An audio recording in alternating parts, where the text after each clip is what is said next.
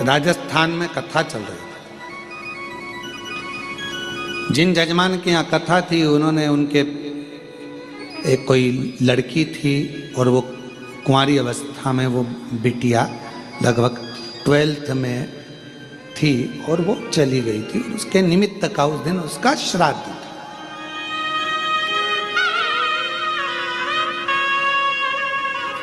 यजमान परिवार से सूचना करी कि गुरुजी आज बेटी का श्राद्ध है और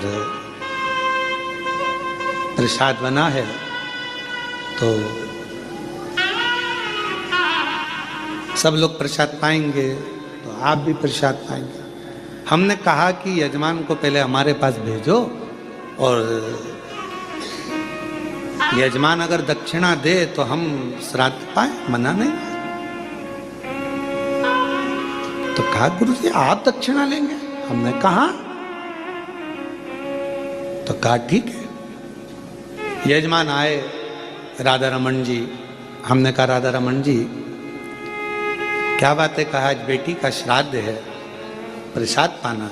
हमने कहा दक्षिणा लगेगी, बिना दक्षिणा के प्रसाद कैसे पाया जाए? तो कहा गुरुजी बोलो क्या दक्षिणा लगेगी? हमने कहा एक दक्षिणा चाहिए। एक बेटी गई है आपकी, 12th क्लास में पढ़ रही थी, पढ़ाई पूरी नहीं हुई थी, चली गई। कोई एक गरीब की बेटी जो 12th में पढ़ रही हो, उसकी पढ़ाई को तुम उसकी कॉलेज तक का खर्चा तुम उठाओ तो हम श्राद्ध पाना। ये हमारी दक्षिणा है। एक गरीब की बेटी अगर पढ़ने को तैयार बैठी है और शिक्षा चाहती है और उसके पास धन नहीं है, उसको तुम पढ़ाओ। तुम्हारी बेटी गई ना, उसको अपनी बेटी मानो, उसकी शिक्षा का खर्चा उठाओ, पढ़ाओ उसको अपना मानकर पढ़ाओ, शिक्षा का खर्चा दो उसका। कहा गुरुजी आंख में आंसू थे राधा रमन जी के और कहने लगे आज लगा कि मैंने बेटी का सही श्राद्ध किया है। आज लगा मैंने बेटी का सही श्राद्ध किया। मेरी बेटी गई, मैंने दूसरे की बेटी को पढ़ाऊंगा, उसका कॉलेज तक विद्याध्ययन कराऊंगा, और अगर मुझे भगवान ने उस लायक बनाया तो एक दिन उस बेटी का कन्यादान भी मैं अपने हाथों से कर दूंगा। इसको कहते हैं कि तुमने अपनी बेटी की जगह बेटी को संभाला। केवल एक ब्राह्मण को भोजन करा देना, श्राद्ध का भाग निकाल देना, ये मूल नहीं है। मूल यह है कि किसी के चेहरे पर आपके द्वारा प्रसन्नता आ जाए। और आज मैं कहूंगा नारखेड़े जी, पाटिल जी, मेरे को बड़ी प्रसन्नता इस चीज की कि जिस बेटी को उन्होंने पढ़ाया, नमिता उसका नाम है, और वो आज पटवारी बन गई है और पटवारी बनकर पटवारी का जॉब कर रही है। और आप मानेंगे नहीं, नारखेड़े जी कभी योग लगेगा तो मैं उसको मिलवाऊंगा आपसे, उस नमिता बेटी से, कि जिन्होंने उस बेटी को पढ़वाया उसकी माँ नहीं थी, उसका बाप था केवल, और बाप दूसरे के यहाँ काम करता था।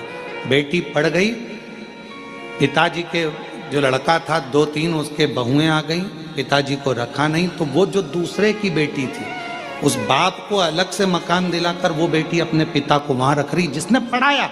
ओरिजिनल बाप नहीं है, वो पिता नहीं है, पर उसका साथ है।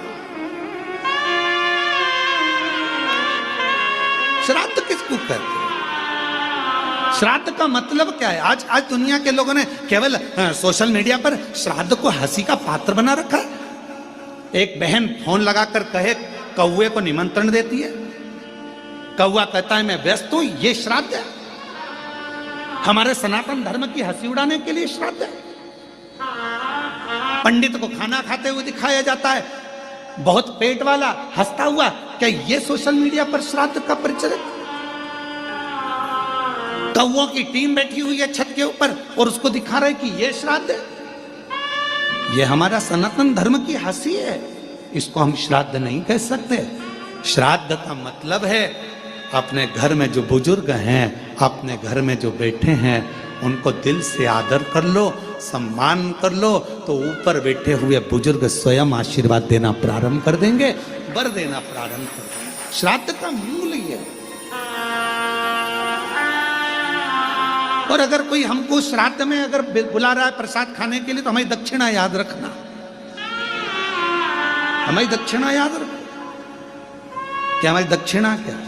वैसे भी दक्षिणा के मामले में हम बड़े प्रसिद्ध हैं, सोशल मीडिया पर हमारी दक्षिणा बहुत चलती है हो।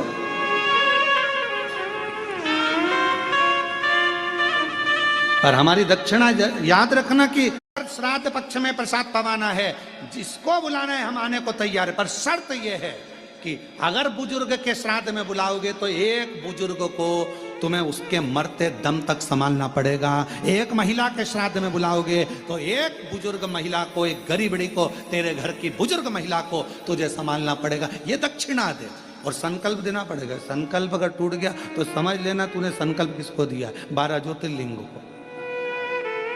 शिवर वाला महाराज केवल शंकर को भजता है, शिव का स्मरण करता है। इसलिए बड़ा सोचिए, केवल जो मर गए चले गए उनके प्रति श्रद्धा श्राद्ध नहीं है। श्रद्धा वो, श्राद्ध वो जो तुम्हारे घर में बैठे हैं, घर में रह रहे हैं, बुजुर्ग हैं, माता पिता हैं, चाहे अपने पति के माता पिता हो, चाहे पत्नी के माता पिता हो, जो हो उनका आदर होना चाहिए। क्योंकि श्राद्ध पक्ष में आप लोग कभी गया जी गए हो या पिंडदान करा हो तो उसमें 2 चीजें लगती है, एक पिता का पक्ष, एक माँ का पक्ष। इसलिए दोनों देखे जाते हैं। तुम्हारी पत्नी है तो उसका भी पक्ष देखा जाएगा, तुम्हारा पति है तो उसका भी पक्ष देखा जाएगा। दोनों के माता पिता का आदर करिए, दोनों के माता पिता का सम्मान करिए, दोनों के आदर पूर्णता का भाव रखिए, आपको सुख मिलेगा, आनंद मिलेगा।